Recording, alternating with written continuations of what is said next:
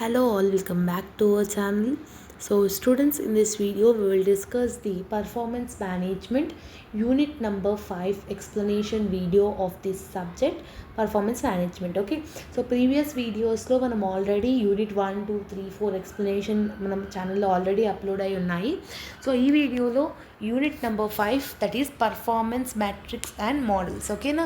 So ఈ unit నుంచి ఎలాంటి టైప్ ఆఫ్ క్వశ్చన్ వచ్చినా కూడా you will be able to attempt it in your final examination. Okay, so just understand the concept from this unit. Okay, so ఇందులో first important ఏంటి అని అంటే how performance is divide into smart pyramid అని అంటున్నాం. So ఇది one of the most important concept in unit number 5. So ఇక్కడ ఏమని చెప్తున్నాడు, ఒక పర్ఫార్మెన్స్ అనేది ఎంప్లాయీ వాళ్ళ యొక్క జాబ్ ఎలా వర్కౌట్ చేస్తున్నారో, వాళ్ళ అవుట్కమ్ ఎలా ఉంది, వాళ్ళ ఎఫర్ట్స్ ఎలా ఉన్నాయి అనే దాని మీద బేస్డ్ అయి ఉంటుంది. ఒక ఆర్గనైజేషన్లో వేరియస్ గోల్స్ని, వేరియస్ ప్రిన్సిపల్స్ని బేస్ చేసుకొని ఈ పిరమిడ్ అనేది, ఈ టెక్నిక్ అనేది మెజర్ చేయడం జరిగింది. సో ఇందులో ఆ డయాగ్రామ్ అనేది కంపల్సరీగా మీరు ఎగ్జామినేషన్లో డ్రా చేస్తే చేయొచ్చు. ఇందులో స్టేజెస్ ఏమేమి ఉంటాయంటే, మన యొక్క స్ట్రాటజీస్ ఏంది, మన యొక్క విజన్ ఏందనేది నువ్వు తెలుసుకొని ఉండాలి. సెకండ్ వన్ ఏంది, బిజినెస్లో various financial objectives, financial goals ఉంటాయి, అది కూడా నువ్వు తెలుసుకొని ఉండాలి. థర్డ్ వన్, బిజినెస్లో ఆపరేషనల్ ఆబ్జెక్టివ్స్ ఏంటి, వాళ్ళ యొక్క ప్రయారిటీస్ ఏంటి అనేది కూడా తెలుసుకొని ఉండాలి. సో ఇట్లా డిఫరెంట్ కైండ్స్ ఆఫ్ పిరమిడ్ మోడల్స్లో డిఫరెంట్ స్టేజెస్ అనేటివి ఉన్నాయి. వాళ్ళ పర్ఫార్మెన్స్ ఎలా ఉంటుంది, వాళ్ళ క్వాలిటీ ఆఫ్ ది సర్వీస్ ఎలా ఉంది, వాళ్ళ డెలివరీ సిస్టమ్ ఎలా ఉంది, కస్టమర్ ఎలా సాటిస్ఫై అయినారు, వాళ్ళ ప్రొడక్టివిటీ ఎలా ఉంది, ఇవన్నీ బేస్ చేసుకుంటేనే కదా ఒక ఆర్గనైజేషన్ అనేది సర్వైవ్ అవుతుందో లేదో తెలిసేది. So about that you need to write it అనమాట. నెక్స్ట్ ఇంపార్టెంట్ ఏంటంటే steps for designing metrics. So దీని యొక్క మెట్రిక్స్ని డిజైన్ చేయడానికి what are the steps. Step number 1లో ఆర్గనైజేషన్ గోల్ ఏంటో అర్థం చేసుకోవాలి. ఓకేనా? స్టెప్ నెంబర్ 2లో 4 పర్స్పెక్టివ్లో మనం ఆలోచించాలన్నమాట. అంటే మన ఆర్గనైజేషన్ని ఎలా ఫైనాన్షియల్గా, ఎలా ఇంటర్నల్గా, ఎలా ఎక్స్టర్నల్గా గ్రో చెయ్యాలి అనే ఒక ఇంటెన్షన్ అనేది వీళ్ళకు ఉండాలి. థర్డ్ స్టెప్లో ఏంటి, వాళ్ళ యొక్క బెటర్ రిలేషన్షిప్ అనేది మెయింటైన్ చేయాలి. ఒక ఎంప్లాయీకి వాళ్ళ యొక్క ఆర్గనైజేషన్కి గోల్స్కి డెఫినెట్గా రిలేషన్షిప్ అనేది ఉండాలి. ఫోర్త్లో వాళ్ళ మెయిన్ ఆబ్జెక్టివ్స్ ఏందో, వాళ్ళ స్ట్రాటజీస్ ఏందో ఫైండ్ అవుట్ చేసుకోవాలి. ఫిఫ్త్ దాంట్లో ఏం చేయాలంటే each what ever the implementation performance ఏదైతే ఉందో దాన్ని మెజర్ చేసుకుంటూ ఉండాలన్నమాట. సో అట్లా మీకు వేరియస్ లైక్ ఒక 18 స్టెప్స్ ఉన్నాయి. ఈ 18 స్టెప్స్లో లైక్ ఏమేమి చేయాలి, ఒక పర్ఫార్మెన్స్ని ఎలా ఇంక్రీజ్ చేయాలి, వాళ్ళ న్యూ ఆపర్చునిటీస్ ఎలా ఉన్నాయి, రీడిజైన్ ఎలా చేయాలి, వాళ్ళ ఆర్గనైజేషన్ని, కస్టమర్స్ని ఎలా సాటిస్ఫై చేయాలి. సో దీన్ని బేస్ చేసుకొని మీకు క్వశ్చన్స్ అనేటివి మీరు ఆన్సర్లో స్టెప్స్ అనేది రాయాల్సి ఉంటుంది. ఓకేనా? So that is also one of the main concept in the unit number 5 అనమాట. ఓకేనా? సో నెక్స్ట్ ఇంపార్టెంట్ ఏంటి అని అంటే ఎక్స్ప్లెయిన్ గిల్బర్ట్స్ పర్ఫార్మెన్స్ మ్యాట్రిక్స్ అని అంటున్నాం. ఇది కూడా one of the important question. ఇది ఏం చేస్తుందంటే ఈ కాన్సెప్ట్ గిల్బర్ట్ అనేట ఆయన ఇంట్రడ్యూస్ చేసినారు.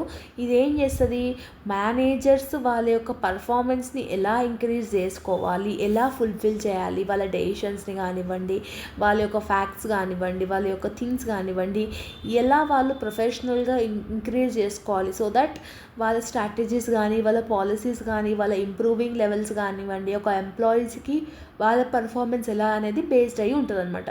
ఒక ఆర్గనైజేషన్లో ఒక మేనేజర్ ఎంత పర్ఫెక్ట్గా ఉంటే వాళ్ళ ఎంప్లాయీస్ అండ్ ఆర్గనైజేషన్ కూడా అంత ఫుల్ఫిల్గా రన్ అవుతుంది. కాబట్టి సో ఈయనే ఇక్కడ చెప్పడం జరిగింది. సో పాలసీస్ అనేవి చెప్పడం జరిగింది. ఇందులో different kinds of policies unit to take down that and various మెజర్స్ని నువ్వు అడాప్ట్ చేసుకోవాలి వాళ్ళ ఇంప్రూవ్మెంట్ అవ్వనీకే. ఎస్, అండ్ వేరియస్ మెథడ్స్ని కూడా నువ్వు గ్రాప్ చేసుకొని పెట్టుకోవాలి అని చెప్పేసి ఇక్కడ వీళ్ళు చెప్పడం జరిగింది. ఓకేనా? So that is also one of the main concept అనమాట. నెక్స్ట్ దేని గురించి అడుగుతాడో యూనిట్ నెంబర్ 5లో అని అంటే, సో మోస్ట్లీ మీకు పర్ఫార్మెన్స్ మెట్రిక్స్ అంటే ఏంటి, దాని యొక్క మోడల్స్ ఏమేమి ఉన్నాయని దీని గురించి అడగడం జరుగుతుంది. And pipes trouble shooting model. ఈ ట్రబుల్ షూటింగ్ పైప్స్ మోడల్ అంటే ఏంటంటే పర్ఫార్మెన్స్ ప్రాబ్లమ్స్ ఏవైతే ఉన్నాయో దాన్ని బేస్ చేసుకొని దాన్ని అనాలిసిస్ చేసి దాన్ని రిమూవ్ చేయనీకే ఈ పర్టికులర్ ట్రబుల్ షూటింగ్ మోడల్ అనేది ఉండడం జరిగింది.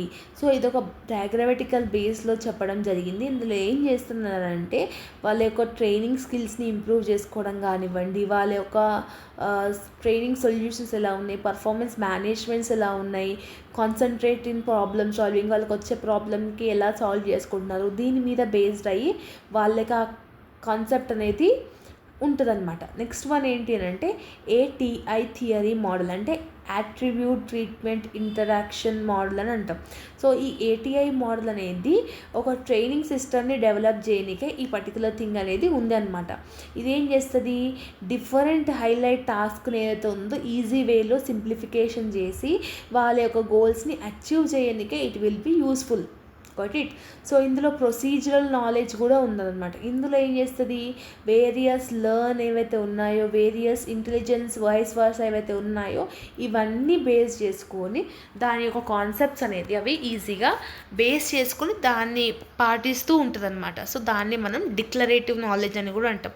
సో నాలెడ్జ్ని బేస్ చేసుకొని డిఫరెంట్ థియరీస్ని యూజ్ చేసుకొని వాళ్ళ యొక్క పర్ఫార్మెన్స్ని బెటర్గా ఇండివిజువల్గా ఎలా ఎబిలిటీతోనే చేయాలి అనే ఒక ఇంటెన్షన్ కాన్సెప్ట్తోని ఈ ఏటీఐ మోడల్ అనేది రన్ అవుతూ ఉంటుందన్నమాట. ఓకేనా. So that is also one of the main concept in unit number 5.